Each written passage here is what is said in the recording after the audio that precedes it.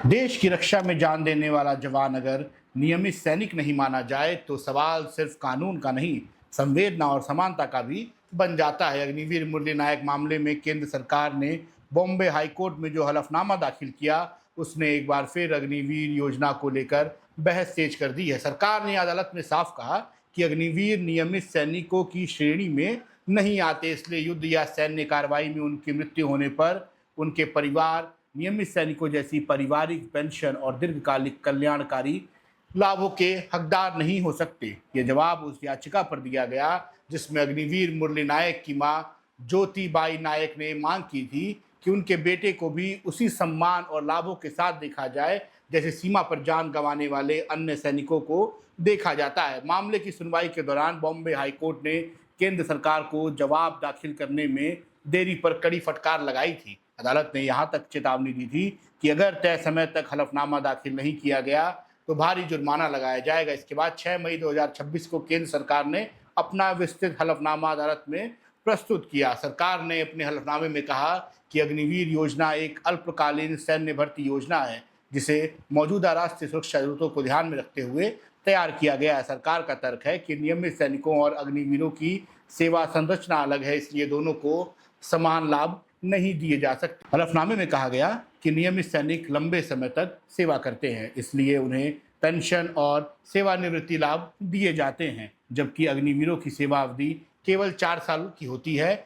इसी कारण से दोनों श्रेणियों की तुलना संवैधानिक रूप से उचित नहीं है। सरकार ने यह भी कहा, यह वर्गीकरण संविधान के अनुच्छेद 14 यानी समानता के अधिकार का उल्लंघन नहीं करता है, क्योंकि सशस्त्र सीमा बलों के लिए अलग कानूनी व्यवस्था लागू होती है। हलफनामे में यह स्पष्ट किया गया कि अग्निवीरों के लिए जो नियम बनाए गए हैं उनमें पेंशन का कोई प्रावधान नहीं। हालांकि सरकार ने दावा किया कि अग्निपथ योजना के तहत देश सभी वित्तीय लाभ, बीमा राशि और सेवा समाप्ति लाभ मुरली नायक परिवार को दिए गए हैं। सरकार के अनुसार मुरली नायक के परिवार को लगभग 2 करोड़ 30 लाख रुपए का मुआवजा, बीमा कवर और अन्य आर्थिक सहायता दी गई है। साथ ही उन्हें बैटल कैजुअलिटी यानी युद्ध में मारे गए सैनिक के रूप में मान्यता भी दी गई। हलफनामे में यह भी कहा गया कि भारतीय सशस्त्र बलों के आधिकारिक तौर पर शहीद शब्द का इस्तेमाल नहीं किया जा सकता। हालांकि मुरली नायक का अंतिम संस्कार पूरे सैन्य सम्मान के साथ किया गया और उनके परिवार को रेजिमेंट की ओर से शोक पत्र भी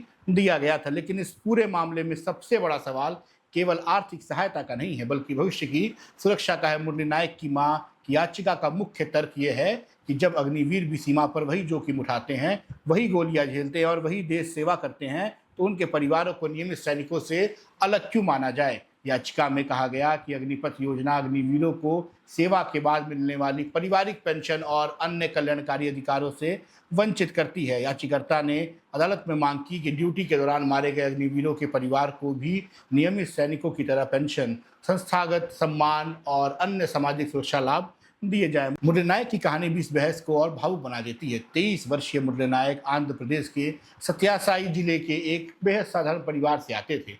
उनके पिता मुंबई में मजदूरी करते थे और मां घरेलू काम करती थी। मुरली परिवार के इकलौते बेटे थे और दिसंबर 2022 में अग्निवीर योजना के तहत भारतीय सेना में भर्ती हुए थे। उन्होंने देवलाली में प्रशिक्षण किया, असम और पंजाब में सेवा की और बाद में उनकी तैनाती जम्मू कश्मीर में हुई। पिछले साल मई में ऑपरेशन सिंदूर के दौरान उनकी पाकिस्तान की ओर से हुई गोलीबारी में मृत्यु हो गई थी। परिवार का कहना है कि जिस बेटे पर उनका पूरा सहारा था, उसके जाने के बाद अकेले पड़ गए हैं। मुरली के पिता ने कहा था, हमारा इकलौता बेटा चला गया और अब हम अनाथ हो गए हैं। मुरली की मां ने बताया कि मौत से एक दिन पहले ही बेटे ने वीडियो कॉल पर पूछा था, मां खाना खा लिया क्या। अब ये मामला सिर्फ एक परिवार की कानूनी लड़ाई नहीं रह गया, ये बहस, ये मूल प्रश्न यहाँ तक पहुँच गया है। युद्ध भूमि में बलिदान देने वाला सैनिकों के बीच सेवा की अवधि के आधार पर अंतर किया जाना चाहिए।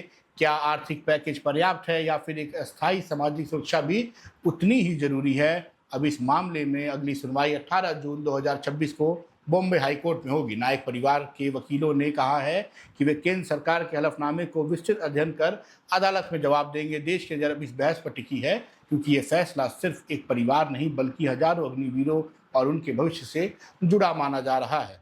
इस पूरी खबर पर आपकी क्या राय है जरूर कमेंट बॉक्स में बताएं और ये जरूर उस पर लिखें कि क्या अग्निवीरों को वही सम्मान मिलना चाहिए जो एक सामान्य सैनिक को मिलता है या फिर अग्निवीर उन सैनिकों से अलग हैं। देखते रहिए हमारे साथ संपन्न भारत। मैं आपके साथ कृष्णा तिवारी, धन्यवाद।